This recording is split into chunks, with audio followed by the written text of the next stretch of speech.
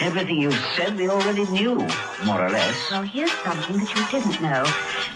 2 of those special atomic bombs haven't gone off.